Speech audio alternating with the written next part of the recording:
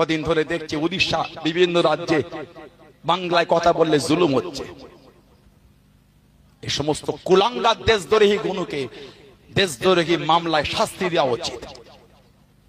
কিসের হিম্মত তোমার হয়ে গেল?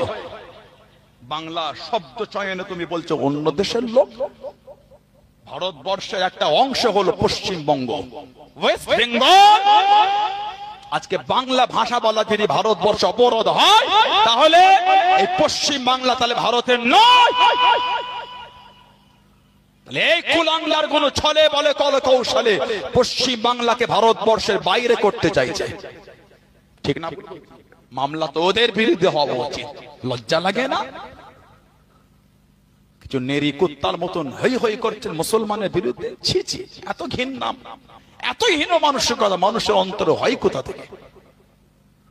এত নোংরা চিন্তা একটা মানুষ মনের মধ্যে নিয়ে সভ্য সমাজে বাস করে কি করে? ঘৃণা লাগে এদের মুখের দিকে তাকাতে। প্রাইম মিনিস্টার থেকে শুরু করে, স্বরাষ্ট্রমন্ত্রী থেকে শুরু করে, বিদেশ মন্ত্রণালয় থেকে শুরু করে, রাষ্ট্রপতি থেকে শুরু করে, রাজ্যপাল থেকে শুরু করে কোন বিবৃতি নয়। ধিক্কার জানায় এই মানসিকতা। আসামের মুখ্যমন্ত্রী বলে বাংলা ভাষা, বাংলা ভাষা বললে বলছে তাদের শাস্তি। কয়েকজন বাঙালিকে বাংলাদেশে পুশব্যাক করা হয়। এই অধিকার তোমাকে কে দিয়েছে? তুমি জানো বাংলাকে হেয় করছো মানে? এই বাংলা সেই বাংলা যে বাংলা থেকে সর্বপ্রথম ইংরেজদের বিতাড়িত করার জন্য সংগ্রাম তৈরি হয়েছিল। এডুকেটেড শিক্ষিত ভাইয়েরা আছে। এই বাংলা সেই বাংলা যেই বাংলা থেকে সর্বপ্রথম ইংরেজদের বিতাড়িত করার জন্য আজাদ হিন্দ ফৌজ বাহিনী বাংলায় তৈরি হয়েছিল।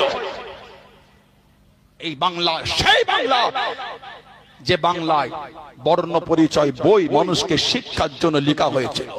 ঈশ্বরচন্দ্র বিদ্যাসাগর, কথা ঠিক না ভুল বলছি?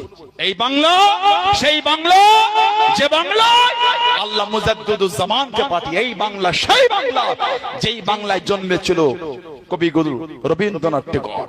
এই বাংলা, এই বাংলা সেই বাংলা, এই বাংলায় জন্মেছিল বিদ্রোহী কবি কাজী নজরুল ইসলাম। আজকে এই বাংলাকে দেশের বাইরে বলছে। দেশদ্রোহী মামলা তো তাদের বিরুদ্ধে হওয়া উচিত, তাদের বিরুদ্ধে না হয়ে বাঙালি মুসলিমদের বিরুদ্ধে দেশদ্রোহী মামলা হচ্ছে। লজ্জা লাগে না? ঘৃণা লাগে লোকগুলোকে দেখে। 3 বার আসামে এনআরসি করে বুক ভরে নেয়, ডিটেনশন ক্যাম্পে নিয়ে গিয়ে বুক ভরে নেয়। আবার সে সমস্ত ব্যক্তিরা মুসলমানকে তারা বাজন উঠে পড়ে লেগেছে।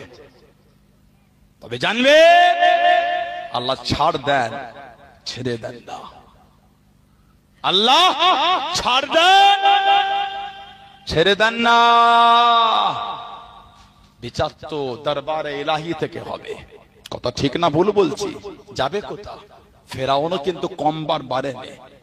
আল্লাহ পানিতে ডুবিয়ে ডুবিয়ে তাকে জাহান্নামে পাঠিয়েছে। ঠিক না ভুল বললাম?